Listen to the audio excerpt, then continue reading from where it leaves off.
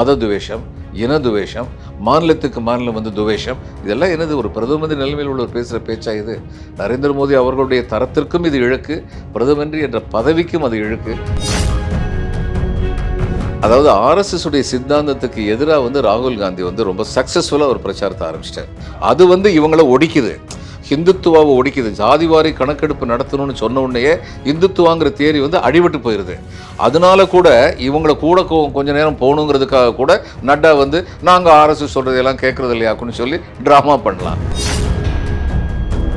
அப்போது ராகுல் காந்தியினுடைய அந்த கான்ஸ்டியூஷன் பாதுகாப்பு, சாதிவாரி கணக்கெடுப்பு அப்படின்றது எடுபட்டிருக்கு. ஆமாம், அது எடுபட்டிருக்கு. இதில் ராஜஸ்தானில் ஒரு வில்லேஜில், இந்த வில்லேஜில் வந்து கேட்டாங்களா கான்ஸ்டியூஷனை மாற்றிடுவாங்களா? மோடியினுடைய அதிகாரம் அப்படின்றது ஆர்எஸ்எஸ்ஐ கடந்து மேலே போயிடுச்சு. அதாவது மோதியினால் அதிகாரம் இழந்தவர்கள் அதெல்லாம் பேசுகிறாங்க. ஆர்எஸ்எஸ்ல உள்ள, ஆனால் மோதியினால் அதிகாரம் இழந்த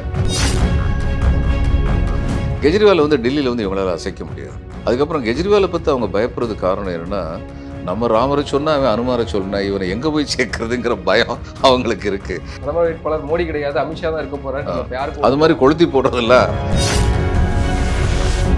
வாய்ஸ் ஆஃப் சவுத் நேயர்களுக்கு வணக்கம். இந்த நேர்காணலில் நாம் சந்திக்கிறப்பவர் ஓய்வு பெற்ற முன்னாள் ஐஏஎஸ் அதிகாரியும் அரசியல் விமர்சகருமான திரு பாலச்சந்திரன் அவர்கள். வணக்கம் சார். வணக்கம் பாலாஜி. வணக்கம். நாடு 5ஆம் கட்ட தேர்தல் நோக்கி போயிட்டு இருக்கு. ஒரு பக்கம் இந்தியா கூட்டணியினுடைய வலு அதிகமாக இருக்கிறத பார்க்க முடியுது. குறிப்பாக மகாராஷ்டிராவில் உத்தவ் தாக்கரே சொல்கிறாரு, இந்தியா கூட்டணியினுடைய பிரதமர் பதவியேற்பு விழாக்கு மோடியை அழைக்கிறேன், 40 தொகுதிகளுக்கு மேலே நாங்கள் வெற்றி பெற போகிறோம்னு உத்தவ் சொல்கிறாரு. கார்கே வந்து 48ல் 46 நாங்கள் ஜெயிக்க போகிறோம் அப்படின்னு சொல்கிறாரு. ஒரு பக்கம் இந்தியா கூட்டணியினுடைய கான்ஃபிடன்ஸ் அப்படின்றது ஒரு பக்கம் இருக்குது. இன்னொரு புறம் மோடியினுடைய வெறுப்பு பேச்சுக்கள் அப்படின்றது ரொம்ப அதிகரித்து போகிறத பார்க்க முடியுது. உச்சகட்டமாக வந்து புல்டோசர் வரைக்கும் போயிட்டாரு. நீங்கள் இது எப்படி பார்க்குறீங்க? தேர்தல் அறிவித்த பொழுது பிஜேபிக்கு இருந்த அந்த அளவு மீறிய தன்னம்பிக்கை, ஓவர் கான்ஃபிடென்ஸ், அது வந்து இப்போ அவங்ககிட்ட இல்லை. அது நிஜம்தான். தேர்தல் அறிவிக்கும் பொழுது இருந்ததை விட இன்னும் இறுக்கமாக வலுவாக இந்தியா கூட்டணி உருப்பெற்றிருக்கிறது அப்படிங்கிறதும் உண்மைதான். த ஸ்கேல் ஆஃப் 10ன்னு சொல்லி ஆங்கிலத்தில் சொல்லுவாங்க. இப்போ இவங்க பிஜேபி வந்து இப்படி இருந்தாங்க, இந்தியா கூட்டணி இப்படி இருந்தாங்கன்னு வச்சுக்குவோம். நிச்சயமாக இவங்க எங்கே வந்திருக்காங்க, அதில் சந்தேகம் இல்லை.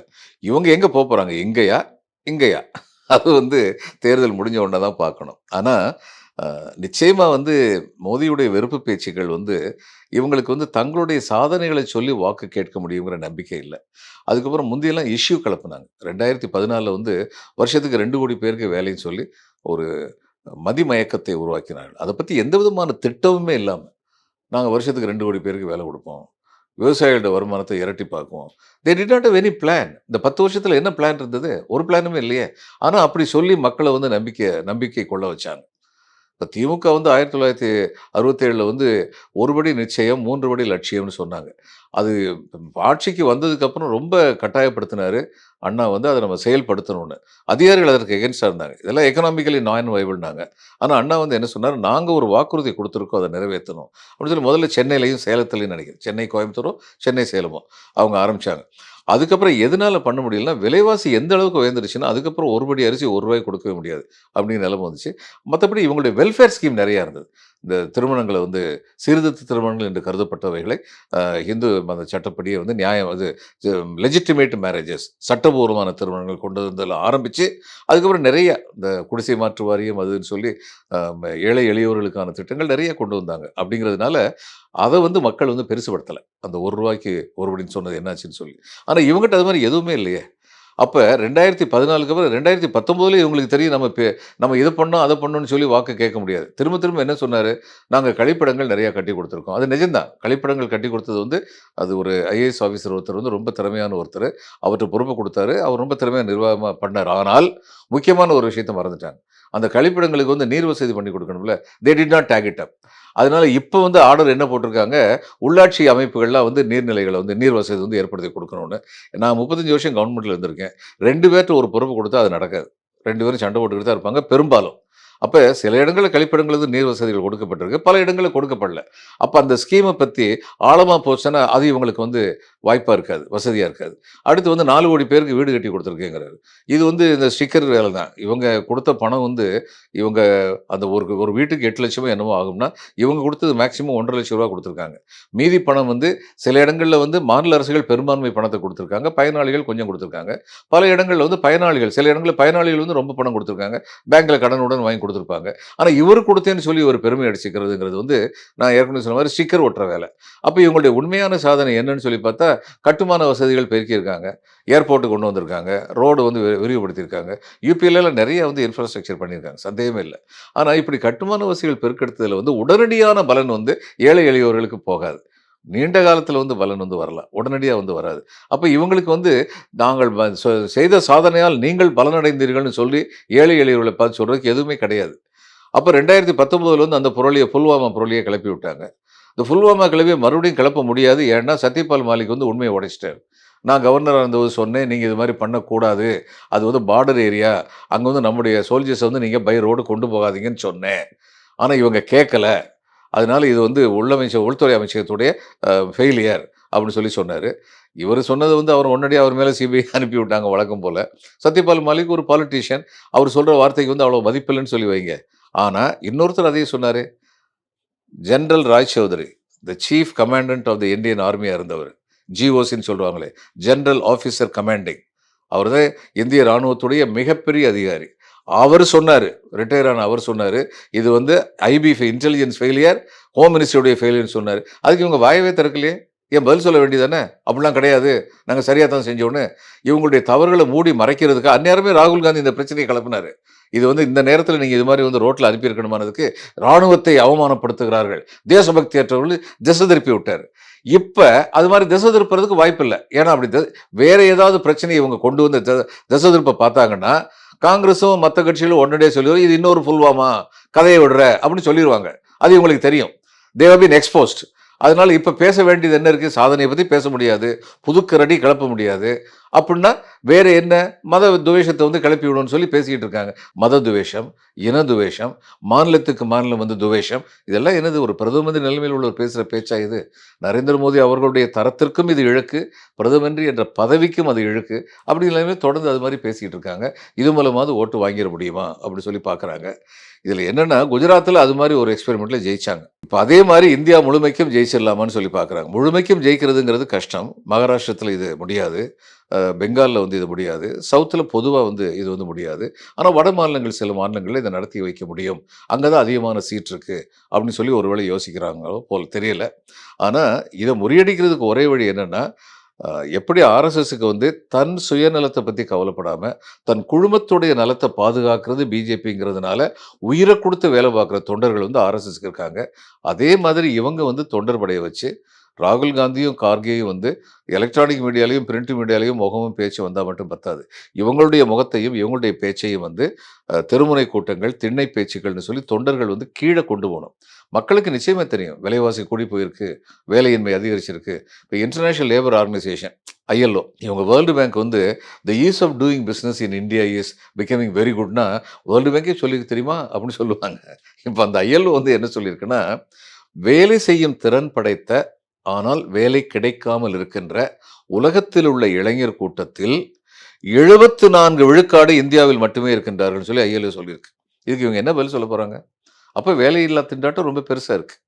விலைவாசி கூடியிருக்கு. இதுல சந்தேகமே இல்ல. மக்கள்ட்ட வந்து என்னத்த விளக்கணும்னா, இவங்களுடைய பொருளாதார கொள்கைகளின் காரணமாகத்தான் 10 வருஷமா இவங்க செஞ்ச பொருளாதார கொள்கையின் காரணமாகத்தான் இப்படிப்பட்ட பிரச்சனைகள் உருவெடுத்திருக்கின்றன. ஷேர் மார்க்கெட் மேல போய்க்கிட்டே இருக்கு. ஆனா, இந்திய பொருளாதாரம் கீழ போய்க்கிட்டே இருக்கு. இது எதனாலனா, இதனால தான் காரணம். சில பேர் அந்த கிரானிக் கேபிட்டலிசம்னா என்ன?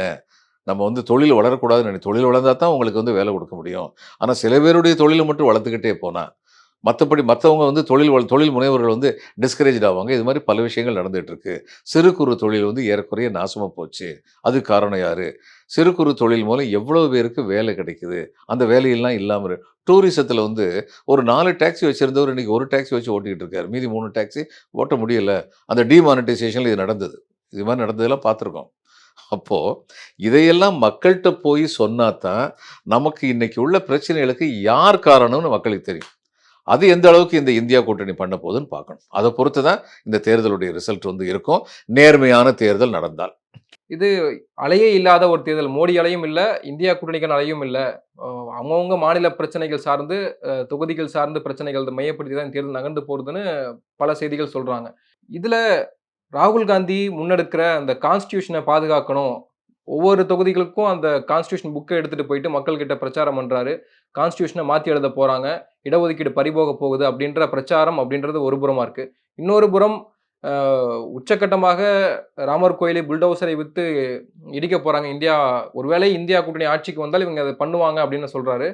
அ யோகி ஆதித்யநாத்துக்கு புல்டோசரை கையாளும் விதம் எப்படின்னு அவருக்கு தெரியும் அப்படின்னா, ஒரு சட்டத்தை மீறுகிற செயல பிரதமர் மோடி அவர்கள் வந்து நியாயப்படுத்தி பேசுறாரு அப்படின்றதையும் பார்க்கிறோம். அப்ப எது மக்கள் கிட்ட எடுபடுதுன்னு நினைக்கிறீங்க?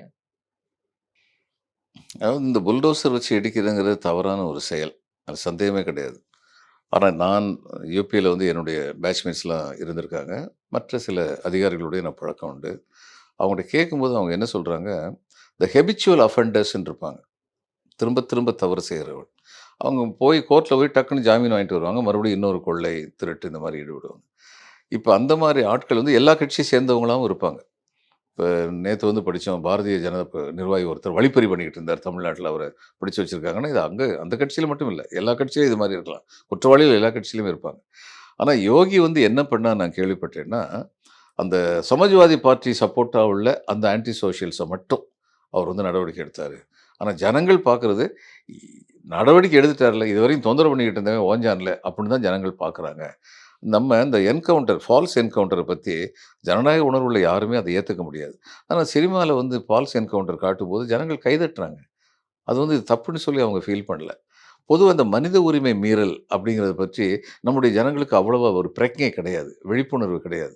ராம்னு ஒரு படம் வந்துச்சு. அந்த படத்தில இந்த கஞ்சா கருப்புன்னு சொல்லி ஒருத்தர் நடிச்சிருப்பாரு. அவர் வந்து இவ இவர்ட்ட இன்ஸ்பெக்டர்ட்ட வந்து போலீஸ் ஸ்டேஷன்ல அவர வச்சிருப்பாங்க. இன்ஸ்பெக்டர்ட்ட அவர் வந்து சொல்லுவாரு, "ஆ ஐயா என்னைய வெளியில விட்டுருங்கய்யா. எப்ப கூப்பிட்டாலும் நான் வந்துடுறேங்க. எதுக்கு என்னைய உள்ள வைக்கிறீங்க? நேத்து மத்தியானம் அப்படித்தான் ஏட்டையா வந்து மிதி மிதின்னு மிதிக்கிறாரு. ஏன்னு கேட்டா, அவர் வீட்ல எலக்ட்ரிசிட்டி பில் ஜாஸ்தியா போச்சாம். இதுக்கெல்லாம் நான் எப்படிங்க இத கேட்டு எல்லாரும் சிரிக்கிறாங்க. ஆனா அதுக்கு பின்னாடி இது உண்மையா இருந்தா, இது உண்மையா சில இடங்கள்ல நடக்குதுங்கிறது நிஜம்தான். இது உண்மையா இருந்தா, அது எப்படிப்பட்ட ஒரு மனித உரிமை மீறல்? யாரோ ஒருத்தர் வீட்ல எலக்ட்ரிசிட்டி பில் ஜாஸ்தியா போச்சுன்னா, இங்க வந்து ஒரு இவர புடிச்சு அ ம ம ரிமாண்ட்ல வச்சிருக்க ஒருத்தர புடிச்சு உதைக்கிறதுன்னா, தன் கோவத்த தீர்த்துக்கிறதுக்கு, அது எப்படிப்பட்ட ஒரு மனித உரிமை மீறல்? நமக்கு என்ன தெரியும்னா, நம்முடைய ஜனங்கள்ட்ட இன்னும் அந்த விழிப்புணர்வு வரல. அதனால இந்த புல்டோசர பத்தி சில பேர் வந்து கு அப்ரிஷியபிள் நம்பர் வந்து இத பத்தி சந்தோஷப்படுறவங்களா இருக்காங்க. இத நம்ம புரிஞ்சுக்கணும். இப்ப இந்த விழிப்புணர்வு எப்ப ஜனங்கள்ட்ட குடுக்க முடியும்? புல்டோசர் வச்சு அடிக்கிறாங்கன்னு சந்தோஷப்படுறீங்களே, எதுக்காக? சிஏஏ எதிர்த்து ஊர்வலம் போனாங்கங்கிறதுக்காக வன்முறையில் ஈடுபட்டார்கள். கல்ல தூக்கி எறிஞ்சாங்கன்னு சொல்லி காரணம் காட்டி, அவங்கள வந்து ஆனா அந்த காரணத்த சொல்லாம, புறம்போக்குல குடிசைய போட்டிருந்தாங்கன்னு சொல்லி இடிக்கிறாங்களே, அதுல ஆனா உங்ககிட்ட சொல்றது என்ன சொல்றாங்க? "பாத்தியா சட்டத்த மீறினாங்க. கல்ல தூக்கி எறிஞ்சவனால நாங்க என்ன அடி அடிக்கிறோம் பாருன்னு" உங்ககிட்ட சொல்றாங்க. அதுல 2 பேர் வந்து அந்த இன்சிடென்ட் அந்த ஊர்வலம் போகும்போது ஜெயில்ல இருந்தாங்களே, அவங்க வீட்ட இடிச்சிருக்காங்களே, இது என்ன நியாயம்? இன்னொருத்தர வீட்ட இடிச்சிருக்காங்க. அவருக்கு 2 கையுமே இல்லையே. அவரு எப்படி கல்ல தூக்கி போடுவாரு? இதெல்லாம் உண்ம. இத ஜனங்கள்ட்ட சொல்லி, இன்னைக்கு அவங்களுக்கு நடக்கிறது நாளைக்கு உங்களுக்கு நடக்காதுன்னு என்ன உறுதி? அதனால எதுவுமே சட்டப்படி, நியாயப்படி நடக்கணும். அப்படின்னு அவங்கள வந்து கன்வின்ஸ் பண்ணணும். இது முக்கியம். திரும்ப திரும்ப நான் சொல்றது என்னன்னா, மோடி செய்ற பல காரியங்கள் வந்து மோடி பேசுகிற பல பேச்சுக்கள் வந்து தவறான பேச்சுக்கள். சந்தேகமே இல்ல. அவங்க பிஜேபியில பலர் பேசுற பேச்சுக்களும் வந்து தவறான பேச்சுக்கள். சந்தேகமே இல்ல. ஆனா மக்கள்ட்ட போய் சொல்லும் பொழுது, இப்படி தவறான பேச்சுக்கள சொல்லி, உங்களுக்கு வந்து ஒரு மயக்கத்த குடுத்து, உங்களுடைய வாக்குகள வாங்குனாங்கன்னா, இந்த 10 வருஷத்துல உங்களுக்கு அவங்க என்ன செஞ்சாங்க? உதாரணமா நான் சொன்னேன், யுபியில வந்து இன்ஃப்ராஸ்ட்ரக்சர் இவ்வளவு பிரமாதமா பண்ணியிருக்காங்க. 5 கிலோ தானியம் குடுத்துருக்காங்க. பள்ளிக்கூடம் கட்டுனாங்களா? அதான முக்கியமான கேள்வி. அந்த கேள்விய கேட்க வைக்கணும்ல. அல்லது இருக்கிற பள்ளிக்கூடத்த சீர்திருத்தம் பண்ணாங்களா? இதுல இந்த தமிழ்நாட்டுல வந்து என்ன பண்ணாங்க? எனக்கு தெரிஞ்சு ஒரு ஃபேமிலில வந்து ஒரு பொண்ணு, அந்த பொண்ணு வந்து தமிழ் தமிழ் ஒரு லாங்குவேஜா எடுத்து ஒரு பாடமா எடுத்து, டிஸ்ட்ரிக்ட்ல தமிழும் சேர்த்து பாடமா எடுத்தவங்கள டிஸ்ட்ரிக்ட்ல வந்து ஹையஸ்ட் மார்க் வாங்குனா, அந்த மாணவனுக்கோ, மாணவிக்கோ மேற்படிப்பு அத்தனையும் இலவசம் அப்படின்னு கலைஞர் ஒரு திட்டம் கொண்டு வந்தார்.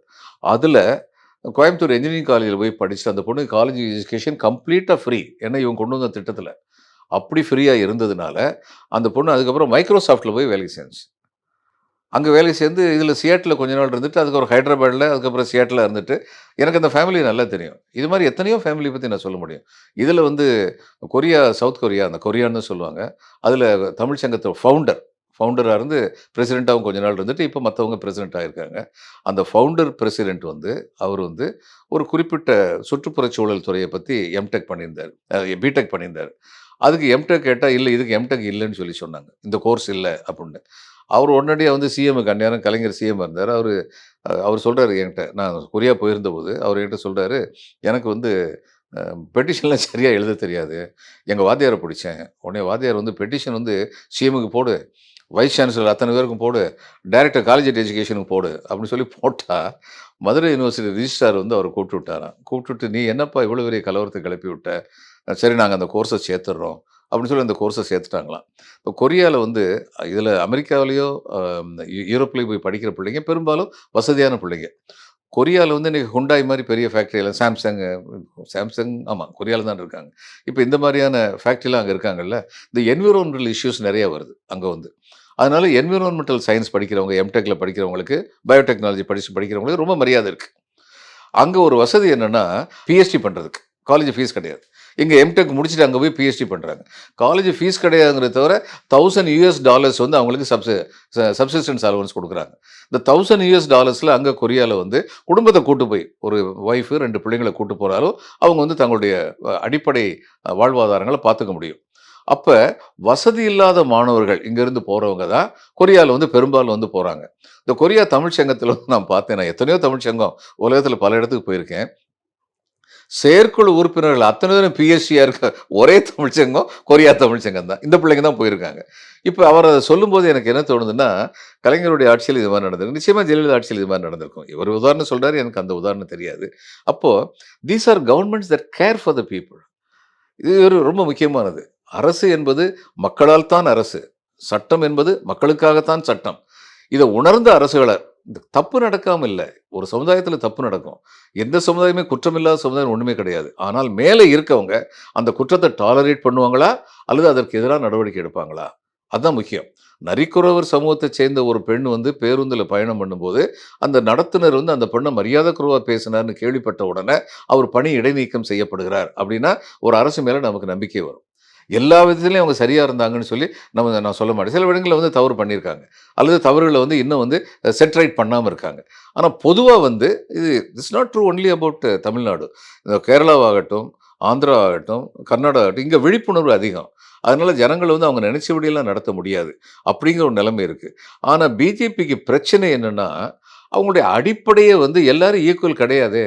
எல்லாரும் எதுக்கு சமமா நடத்தணும்? அப்படிங்கிறது தான் அவங்களுடைய அடிப்படை. அத அவங்களால மறுக்க முடியுமா? இப்ப எத்தனையோ டிவி விவாதங்கள்ல வந்து நான் ஒரே ஒரு கேள்வி தான் கேட்கிறேன். அந்த இதுல வந்து, அ நீங்க வந்து இந்த பிறப்பால எல்லாரும் ஒண்ணு கிடையாது அப்படின்னு சொல்ற அந்த தத்துவத்த வந்து நீங்க ஏத்துக்கிறீங்களா? இல்லையா?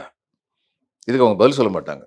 நாங்க வந்து ஓபிசி எப்படி பார்த்துக்கிறோம் தெரியுமா? நான் சொன்னேன், அது கேள்வியே கிடையாது. நான் கேட்கிறது வேற. பிறப்பால நீங்க வந்து எல்லாரும் சமம்னு ஏத்துக்கிறீங்களா? இல்லையா? ஏன்னா, உங்க ஆர்எஸ்எஸ் அதை ஏத்துக்கல. அவங்க எழுதியிருக்காங்க. இந்த நாட்ட வந்து ஒரு குறிப்பிட்ட சமூகம் தான் ஆளணும். அப்படின்னு சொல்லி அவங்க எழுதியிருக்காங்க. இது உண்டா? இல்லையா? இதுக்கு எஸ் ஆர் நோ தான் பதில். அப்படின்னா, பதில் சொல்ல முடியலன்னா, நீங்க என்ன குயிஸ் மாஸ்டரா? எஸ் ஆர் நோ கேட்கிறீங்கன்னு சொல்லிட்டு போயிருவாங்க. இதுதான் பிரச்சனையே. இல்ல அந்த ஆர்எஸ்எஸ்ஸே வந்து அந்த ஆர்எஸ்எஸ்ஸினுடைய உதவி தேவை கிடையாதுன்னு ஜே.பி. நட்டா ஒரு புறம் சொல்றாரு இல்லையா? அது எப்படி நம்ம எடுத்துக்கிறது? அதாவது ஆர்எஸ்எஸ் உடைய சித்தாந்தத்துக்கு எதிரா வந்து ராகுல் காந்தி வந்து ரொம்ப சக்சஸ்ஃபுல்லா ஒரு பிரச்சாரத்த ஆரம்பிச்சுட்டாரு. ஜாதிவாரி கணக்கெடுப்பு நடத்தணும். இன்னைக்கு இங்க நடந்துகிட்டது வந்து 1000 ஆண்டுகளாக நடந்து கொண்டிருக்கும் கருத்தியல் யுத்தம் அப்படின்னு ஒண்ணு சொன்னாரு. அதுதான் உண்மை. அதுல சந்தேகமே கிடையாது. இப்ப இதுல வந்து தமிழ்நாட்ட பொறுத்தமட்டிலும் நீங்க பார்த்தீங்கன்னா, பல்லவர் காலத்துல தான் அ இதுல இருந்து வெளி மாநிலங்கள்ல இருந்து இவங்க வந்து பிராமணர்கள் வந்து வர ஆரம்பிச்சாங்க. இப்ப அவங்க வந்ததுக்கப்புறம் மத்த இடங்கள்லலாம் வந்து இந்த சதுர்வர்ணம், 4 வர்ணம்னு வச்சிருந்தபோது என்ன சிஸ்டம் வச்சிருந்தாங்கன்னா, வியாபாரி பணத்த உருவாக்குறவன், அதுக்கப்புறம் க்ஷத்திரியன் அதாவது உடல் பலம் உள்ளவன். இவங்க 2 பேரையும் குருமார்கள் தங்களோட சேர்த்துக்கிட்டாங்க. இவங்க 2 பேர் வந்து இருந்தாங்கன்னா, அந்த பலத்த வச்சு பலம் மிக பெரும்பான்மையாக உள்ள மத்த மக்கள வந்து சூத்திரர்ன்னு சொல்லிட்டா, அவங்கள கண்ட்ரோல்ல வச்சிருக்கே இருக்க முடியும். அப்படிதான் ரொம்ப நாளா வச்சிருந்தாங்க. அந்த கண்ட்ரோல் எப்ப போச்சுன்னா, ஜனநாயகம் யுனிவர்சல் அடல்ட் ஃப்ரான்ச்சைஸ் எல்லாருக்கும் எல்லாருக்குமே ஆள் ஆளுக்கு ஒரு ஓட்டு அப்படின்னு வந்த உடனே பெரும்பான்மை மக்களுக்கு வந்து தங்களுடைய வாய்ஸ் வந்து இன்னும் முழுக்க வந்துடல. ஆனால் அந்த வாய்ப்பு அளிக்கப்பட்டு விட்டது. அப்ப அந்த செயினை பிரேக் பண்ணிடலாம் அப்படிங்கிற சிச்சுவேஷன் வந்து வந்துருச்சு.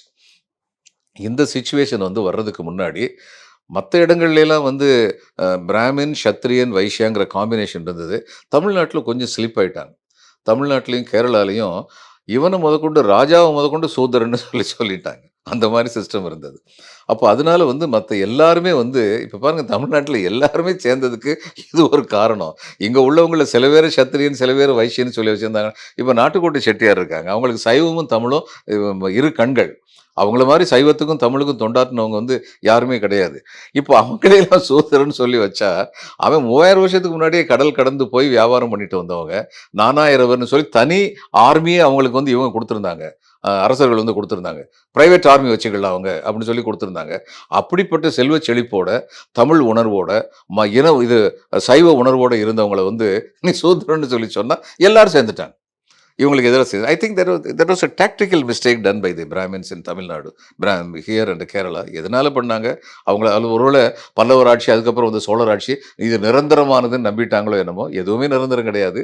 அதில் வந்து மிஸ்டேக் பண்ணியிருக்கலாம். அப்போ ராகுல் காந்தியினுடைய அந்த கான்ஸ்டிடியூஷன் பாதுகாப்பு, சாதிவாரி கணக்கெடுப்பு அப்படின்றது எடுபட்டிருக்கு.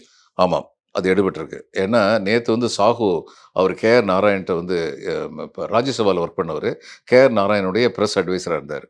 அவர் வந்து நேற்று அவர்கிட்ட பேசிகிட்டு இருக்கும்போது சொன்னார், இதில் ராஜஸ்தானில் ஒரு வில்லேஜில் மவுண்ட் ஆபுன்னு சொல்லி ஒரு அதுக்கு பக்கத்தில் கீழே அபுன்னு ஒரு வில்லேஜ் இருக்குது. அந்த வில்லேஜில் போய் இவர் வந்து ஒரு லெக்சர் கொடுக்கறதுக்காக போனபோது அந்த வில்லேஜில் வந்து கேட்டாங்களாம், கான்ஸ்டியூஷனை மாற்றிடுவாங்களா அப்படின்னு சொல்லி கேட்டாங்களாம். அப்போ நிச்சயமாக அதை பற்றின ஒரு அவேர்னஸ் வந்து அந்த அளவுக்கு போய் சேர்ந்துருக்கு அப்படிங்கிறது வரவேற்க தகுந்தது. இப்போ என் ஃப்ரெண்டு ஒருத்தர் ஒரு நாள் வந்து இத்தனைக்கும் அவர் கொஞ்சம் படித்தவர். அவர் என்கிட்ட ரொம்ப கேஷுவலாக வந்து, என்ன பாலச்சந்திரன் எப்போ பார்த்தாலும் கான்ஸ்டியூஷன் கான்ஸ்டியூஷன் இப்போ என்ன கான்ஸ்டியூஷன்ல என்ன ஆயிரும்? இந்த கான்ஸ்டியூஷன்ல இன்னொரு கான்ஸ்டியூஷன் இவ்வளோ தானே, இதுக்கு ஏன் நீங்கள் இவ்வளோ கவலைப்படுறீங்கன்னாரு. நான் கேட்டேன், இன்னும் டீ கடையில் போய் காலையில் போய் அரசியல் பேசுகிறீங்களே? ஆமாம். யாரா யாரை வந்து பாராட்டி பேசுகிறேன்? நான் யாரையுமே பாராட்ட மாட்டேன். நான் எல்லாரையும் திட்டுவேன். நான் மோதியை திட்டுவேன், நான் ஸ்டாலினை திட்டுவேன், இவரை இபிஎஸ்ஸை திட்டுவேன், ராகுல் காந்தியை திட்டுவேன். எல்லாரையும் திட்டுறேன். ஏதாவது நடக்குதா உனக்கு? என்ன நடக்கும்? யார் என்னை என்ன செய்ய முடியும்? இந்த கான்ஸ்டியூஷன் போயிடுச்சுன்னா, கொத்து புரோட்டாவ தூக்குற மாரி உன்ன தூக்கிட்டு போவாங்க. அன்னைக்கு உனக்கு தெரியும் இந்த கான்ஸ்டியூஷன் எவ்வளவு முக்கியம்னு அன்னைக்கு தெரியும். இப்ப படிச்சவங்க மத்தியில கூட இப்படிப்பட்ட அன்அவேர்னஸ் வந்து இருக்கிறது. அப்படி இருக்கிற சூழ்நிலையில, சாஹூ வந்து என்கிட்ட சொன்னாரு, ஒரு வில்லேஜ்ல வந்து கேட்கறாங்கன்னா, அது காரணம் ராகுல் காந்தியோட பிரச்சாரம் தான் நெனைக்கிறேன். வட இந்தியால வந்து இந்த கான்ஸ்டியூஷன பத்தி இந்த அளவுக்கு அவேர்னஸ் வந்திருக்குன்னா, அதுக்கு அவர் பண்ண பிரச்சாரம் தான் காரணம். அது வந்து இவங்கள ஒடிக்குது. ஹிந்துத்துவாவை ஒடிக்குது. ஜாதிவாரி கணக்கெடுப்பு நடத்தணும்னு சொன்ன உடனேயே இந்துத்துவாங்கிற தியரி வந்து அடிபட்டு போயிருது. அதனால கூட இவங்கள கூட கொஞ்ச நேரம் போகணுங்கிறதுக்காக கூட நட்டா வந்து நாங்க ஆர்எஸ்எஸ் சொல்றதெல்லாம் கேட்கறது இல்லையாக்குன்னு சொல்லி டிராமா பண்ணலாம். That's possible. பட் ஆனா மோடியினுடைய அதிகாரம் அப்படின்றது ஆர்எஸ்எஸ்ஐ கடந்து மேல போயிடுச்சு. ஆர்எஸ்எஸ் வந்து பிஜேபி கண்ட்ரோல் பண்ணணும்னு நினைச்சாங்க. ஆனால் வந்து இன்னைக்கு மோடியை கண்ட்ரோல் பண்ண முடியாத நிலைமையில ஆர்எஸ்எஸ் இருக்காங்க. ஆர்எஸ்எஸ் மீது அதிகாரம் செலுத்தக்கூடிய நிலைமையில மோடி இருக்காரு அப்படின்ற அளவுக்கு இப்போ நிலைமை மாறிடுச்சு. அதாவது மோதியினால் அதிகாரம் இழந்தவர்கள் அதெல்லாம் பேசுறாங்க. ஆர்எஸ்எஸ்ல உள்ள ஆனால் மோதியினால் அதிகாரம் இழந்த இரலவெண்ட் ஆக்கப்பட்ட சுப்பிரமணியம் சுவாமி, அருண் ஷௌரி எல்லாம் வந்து இங்கே வந்து பெரிய டெலிகாம் மினிஸ்டராக இருந்தவர். ரொம்ப பெரிய பங்காற்றினவர். ப்ரெஸ் ஜேர்னலிஸ்டாக முதல்ல இருந்துட்டு அதுக்கப்புறம் பாலிடிக்ஸ் போனார். அவரெல்லாம் இவங்க வந்து ஒரு பதவியும் கொடுக்கல. இப்போ அவரெல்லாம் வந்து பெரிய பதவிகளை வகிக்கக்கூடிய ஆற்றல் பெற்றவர். ஆனால் அவர் பேசாமல் இருக்காரு. சுப்பிரமணியம் சுவாமி வந்து மனம் கசந்து போய் பேசுகிறாரு. ஆனால் ஆர்எஸ்எஸ் உடைய தலைமை பொறுப்பு என்ன நினைக்கும் அப்படின்னு நான் நினைக்கிறேன்னா, he is delivering goods. Modi வந்து அது வரைக்கும் மோதியை வந்து அவங்க வந்து கீழே ட்ராப் பண்ண மாட்டாங்க. ஆனால் மோடி லயபிலிட்டி ஆயிட்டாருன்னா, மோடிட்ட வந்து பிரிவு உபசார விழா நடத்தி கொள்ளலாமா அப்படின்னு கேட்டுருவாங்க. அவ்வளோதான். ஒரு பக்கம் மோடி, இன்னொரு பக்கம் வந்து பிரியங்கா காந்தி, ராகுல் காந்தி, அகிலேஷ் யாதவ், தேஜஸ்வி யாதவ், உத்தவ் தாக்கரே, அரவிந்த் கெஜ்ரிவால் இப்படியான தலைவர்கள் வந்து அவங்கவங்க தொகுதியில் இருக்கக்கூடிய பிரச்சனைகளை மையப்படுத்தி பேசுகிற பொழுது, இது இது பாசிட்டிவா இருக்கா இந்தியா கூட்டணிக்கு இப்படி இருக்கிறதுனால? பாசிட்டிவா இருக்கு. நான் திரும்ப திரும்ப என்ன சொல்றேன்னா, இது பாசிட்டிவா இருக்கு. இந்த நேஷனல் ஒப்பீனியன் அப்படிங்கிறது வந்து இவங்களுக்கு சாதகமா திரும்பிட்டு இருக்கு. ஏன்னா, இது வெளிநாட்டு பத்திரிகைகள் வந்து எழுத ஆரம்பிச்சுட்டாங்க. He is losing credibility. அவர் என்னென்னமோ பேசுறாருன்னு. சுப்பிரமணிய சாமி வந்து சொல்றாரு, ஐபி ரிப்போர்ட் வந்து அவருக்கு எகென்ஸ்ட்டா போயிருச்சு. அதனால தான் அவர் பயப்படுறாரு அப்படின்னு சொல்றாரு. சுப்பிரமணிய சாமி அவர்கள் அந்த அந்த பர்ட்டிகுலர் ஆஸ்பெக்ட் வந்து உண்மையா இருக்கும்னு நம்புறேன். அதனால தான் மோடி இந்த மாரி வந்து ஹிந்து, முஸ்லீம் சொல்லி இந்த பிரச்சனைலாம் கிளப்புறாரு. இன்னைக்கு வந்து சொல்றாரு, அதிகமா புள்ள பெறுறவங்கன்னு நான் வேலைகள தான் சொன்னேங்கிறாரு. சரி, அப்ப ஊடுருவல்காரர்கள் யார சொன்னாரு? இன்ஃபில்ட்ரேட்டர்ஸ் யார சொன்னா? அதுக்கு பதிலே கிடையாது. அப்ப இது மாரி முன்னுக்கு பின் முரணா அடுத்த நாளே மறுபடியும் முஸ்லீம்னு சொல்லி ஆரம்பிக்கிறாரு. இதெல்லாம் அவருடைய பதட்டத்த காட்டுதுங்கிறது நிஜம். மறுபடியும் வந்து ஒரு பெரிய மெஜாரிட்டியோட வரணும் அப்படின்னு சொல்லி ஆசைப்படுறாரு. அப்படிங்கிறதுக்கான அடையாளம் தான் இதெல்லாம். ஆனா, இந்த இந்த பதட்டம் வர்றதுக்கு காரணமா இருந்த இந்த பிரச்சாரங்கள்லாம் வந்து நான் மறுபடியும் சொன்ன மாரி, அடித்தட்டு மக்களிடம் போய் சேர வேண்டும். அதுல தான் இருக்கு இவங்க வெற்றியோ, தோல்வியோ அதுல தான் இருக்குன்னு நெனைக்கிறேன் நான். இல்ல கெஜ்ரிவால் ரிலீஸ் ஆனதுக்கப்புறம், கெஜ்ரிவால் லைம்லைட்ல போயிறக்கூடாதுன்றதுக்காக சில விஷயங்கள் பிஜேபி பண்ணாங்க. அதுல ஸ்வாதி மலிவால் அப்படின்ற ஒரு சர்ச்சையும் அதுல இருந்தது. இப்போ அரவிந்த் கெஜ்ரிவால் பிஜேபி அலுவலகத்த முற்றுகையிட போறோம் அப்படின்னு இன்னைக்கு 12 மணிக்கு அறிவிச்சிருக்காரு. இது இப்போ களம் மாறிடுச்சா? டக்குன்னு வந்து கெஜ்ரிவால் விடுதலையான உடனே பெரிய ஒரு கிளர்ச்சி ஏற்பட போகுது, ஒரு புரட்சி ஏற்பட போகுதுன்னு சொன்னாங்க. திடீர்னு பார்த்தா, இப்ப கெஜ்ரிவாலுக்கே ஒரு ஸ்ட்ரோக் குடுத்துட்டாங்க பிஜேபி. இல்ல களம் மாறல. ஏன்னா மக்கள் வந்து கெஜ்ரிவால பத்தி அந்த மாரி நம்பல. அந்த ஆஃபீசர் ஏதோ கலாட்டா நடந்திருக்குங்கல சந்தேகம் இல்ல. கெஜ்ரிவால் அது இம்மீடியட்டா வந்து சம்மந்தப்பட்ட ஆள் மேல எஃப்ஐஆர் போடணும்னு சொல்லிட்டாரு. அதனால இத வச்சு அவங்க கெஜ்ரிவால வந்து டெல்லியில வந்து இவங்களால அசைக்க முடியாது. ஏன்னா கெஜ்ரிவால் வந்து எல்லா தரப்பு மக்களுக்கும் வந்து நேர்மையான நிர்வாகத்த குடுத்திருக்கிறாருங்கிற ஒரு அபிப்பிராயம் இருக்கு. அதுக்கப்புறம் கெஜ்ரிவால பத்தி அவங்க பயப்படுறதுக்கு காரணம் என்னன்னா, இதுல பொன்னியின் செல்வன் அந்த காலத்துல வந்து ஆழ்வார்க்கடியான் வந்து வந்தியத்தேவன பத்தி சொல்லுவாரு. பயங்கரமான ஆளா இருக்கான். நம்ம தகட்டுல பாய்ஞ்சா அவன் கோலத்துல பாய்றானேம்பாரு. அது மாரி இவங்களுக்கு கெஜ்ரிவால பத்தின பயம் உண்டு. நம்ம ராமர சொன்னா, அவன் அனுமார சொன்னா, இவன எங்க போய் சேர்க்கிறதுங்கிற பயம் அவங்களுக்கு இருக்கு. அதனால கெஜ்ரிவால வந்து இவங்க வந்து ஹிந்துத்துவாக்கு எதிரானவன்னு இவங்களால காமிக்கவே முடியாது. அவர் ஒண்ணு சொல்லு நான் தானே அனுமன் சாலிஸ் சொல்றேன். உங்களுக்கு என்ன வந்துச்சுன்னு சொல்லி கேட்பாரு. விடுதலையான உடனே பிரதமரே வந்து பிரதமர் வேட்பாளர் மோடி கிடையாது, அமித்ஷா தான் இருக்க போறாரு. ஆ. நீங்க இப்ப யாருக்கு அது ஓட்டு மாரி போடணும்? கொளுத்தி போடுறதெல்லாம் மத்தவங்க பண்ண மாட்டாங்க. அதனால இவங்க பதில் சொல்ல வேண்டிய நிலைமைக்கு அவர் வந்து அவங்கள உள்ளாக்கிருவாரு. அதனால தான் அவர் வந்து கொஞ்ச நாளு எப்படியாவது அவர உள்ள வச்சிரணும்னு பகீரத பிரயத்தனம் நடந்துச்சு. அது முடியல. பிரச்சாரத்துக்குன்னு வெளியில வந்துட்டாரு. இது ஜூன் 1ஆம் தேதி வரைக்கும் இவங்களுக்கு வந்து அவர் ஒரு பெரிய தலைவலி தான். அதனால இது மாரி இந்த இந்த இன்சிடென்ட்ட பெருசாக்க பார்ப்பாங்க. அங்க ஏதோ ஒரு உள்ள 2 பேருக்கு இடையில வந்து தகராறு. கட்சிக்குள்ள 2 பேருக்கு இடையில தகராறு இருந்திருக்கு. ஆனா அதுக்கு வந்து கெஜ்ரிவால பொறுப்பாக்க முடியல இவங்களால. ஏன்னா சிசிடிவி காட்டுங்க, எத வேணாலும் காட்டுங்க. அவர் அந்த இடத்துல சம்மந்தப்படல. அப்படிங்கிற அளவுக்கு தான் இன்னைக்கு வரைக்கும் செய்திகள் வந்திருக்கு. அதனால இதெல்லாம் அவருடைய கிரெடிபிலிட்டிய வந்து குறைக்காது. இன்னும் இப்ப என்னாச்சுன்னா, பிஜேபி கிரெடிபிலிட்டி எவ்வளோ மோசமா இருக்குன்னா, இந்த மாரி விஷயங்கள்ல எல்லாம் ஜனங்கள் வந்து மறுபடியும் ஒரு கேம் போடுறாங்கன்னு தான் நினைக்கிறாங்களே ஒழிய பிஜேபிய பத்தி எதிர்க்கட்சி தலைவர்கள் மேல வந்து சந்தேகப்படுறது கிடையாது. இப்ப யார் மேலயா ஈடி போச்சுன்னா, கொஞ்சம் ஸ்ட்ராங்கா இருக்கார்ல, அதனால தான் ஈடி போகுது. செந்தில் பாலாஜி மேல ஏன் ஈடி பாய்ஞ்சது? செந்தில் பாலாஜி மேல ஈடி பாய்ஞ்சதுக்கு காரணம் என்னன்னா, கோயம்புத்தூர்ல வந்து அவர் திருப்பி விட்டாரு எலக்ஷன் ரிசல்ட்ட.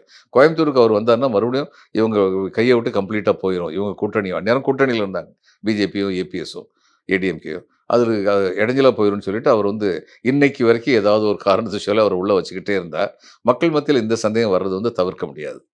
இதுல நீங்க ஆரம்பத்திலேயே ஒரு விஷயம் சொல்லியிருந்தீங்க. தேர்தல் அ உண்மையாக நடந்தால், நேர்மையாக நடந்தால் வந்து பிஜேபிக்கு மிகப்பெரிய பின்னடைவு இருக்கும் அப்படின்னு. ஆனால் சில விஷயங்கள பார்க்கிற பொழுது, இப்போ செய்திகள்ல பார்க்கிறோம் 1.07% அ அந்த கோடி வாக்குகள் வந்து வித்தியாசப்படுது. அதிகரிச்சு காட்டப்பட்டிருக்கு. 6% வாக்குகள்னா அப்படின்னா, அது 1.07 கோடி வாக்குகள் வருது. ஒரு தொகுதிக்கு 28,000 வாக்குகள் வந்து வித்தியாசப்படுது. அதிகரிச்சு காட்டப்படுது. இது நம்ம நார்மலா எடுத்துட்டு போக முடியுமா? ஏன் இப்படி நடக்குது? நார்மலா எடுத்துட்டு போ முடியாது. ஏன் இவ்வளோ பெரிய டிஃபரன்ஸ்ன்னு அவங்க எக்ஸ்ப்ளைன் பண்ணணும். ஈசி வந்து. அப்புறம் இன்னொன்னு என்ன ஃபார்ம் 17 வந்து இவங்க போல் ஏஜென்ட் எல்லார்கிட்டயும் இருக்கு. முகுவா மொய்த்ரா என்ன பண்ணியிருக்காங்க, அத்தன ஃபார்ம் 17ம் பத்திரமா வாங்கி வச்சுட்டாங்க. இப்ப போலிங் கவுண்டிங் நடக்கும்போது, ஒவ்வொரு ஃபார்ம் 17டையும் கம்பேர் பண்ண முடியும். இவங்களுக்கு ஒரு ஆயுதம் இருக்கு கையில. இப்ப எதிர்க்கட்சியில பொறுத்தவரை என்னுடைய கம்ப்ளைண்ட் என்னன்னா, நான் எதுவுமே செய்ய மாட்டேன். ஜனங்களா சேர்ந்து எலக்ஷன் கமிஷன குறை சொல்லணும்னா, ஏன் நீங்க ஏன் ஃபார்ம் 17 உங்க போலிங் ஏஜென்ட் வந்து வாங்கி வைக்காம இருக்கீங்க? அத பண்ணணும். அப்படி பண்ணிட்டா, இந்த தேர்தல் முடிவுகள்ல வந்து ஏதாவது கோல்மால் இருந்ததுன்னா, தட் வில் பி எக்ஸ்போஸ்ட்.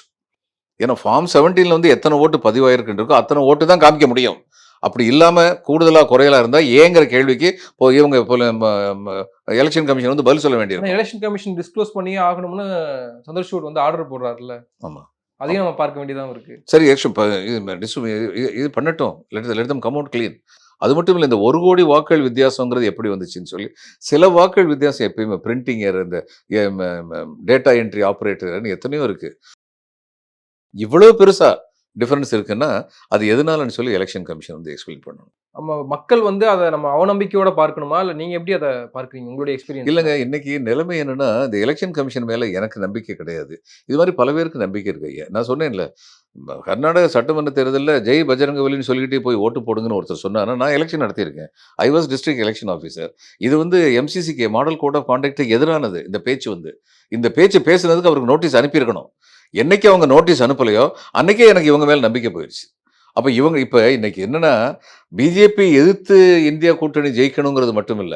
இந்த எலக்ஷன் கமிஷனே எதிர்த்து ஜெயிக்கணும் போலங்கிற ஒரு பயம் வந்துருது. அதுதான் உண்மையான பயம். இப்போ ஃப்ரீ அண்ட் ஃபேர் எலக்ஷனாவே இது இல்ல அப்படின்றது தானே உண்ம. இல்லன்னு சொல்றத விட, இல்லாம இருக்கோங்கிற அச்சம் இருக்குன்னு தான் நான் சொல்லுவேன். உடனடியா அவங்க மேல வந்து அப்படிப்பட்ட ஒரு குற்றம் சொல்லிற முடியாது. ஆனா அப்படி இப்ப நடக்கிறது வரிசையா பார்க்கும்போது, ஃப்ரீ அண்ட் ஃபேர் எலக்ஷன்ங்கிறதுல வந்து, நீங்க சொல்ற ஒரு point free and fair election இல்லை அப்படின்னு எப்படி சொல்ல முடியும்னா, இந்த பேச்செல்லாம் பேசும்போது நோட்டீஸ் விடலன்னா, இந்த எலக்ஷன் ஃப்ரீயாவும், ஃபேராவும் இல்லை. அது நிஜம்தான். அந்த அளவுல நீங்க சொல்லலாம் ஃப்ரீ அண்ட் ஃபேர் இல்லை அப்படின்னு சொல்லலாம். கோல்மால் நடக்குதா? இந்த 1,00,00,000 ஓட்டு வித்தியாசத்துல கோல்மால் நடக்குதா?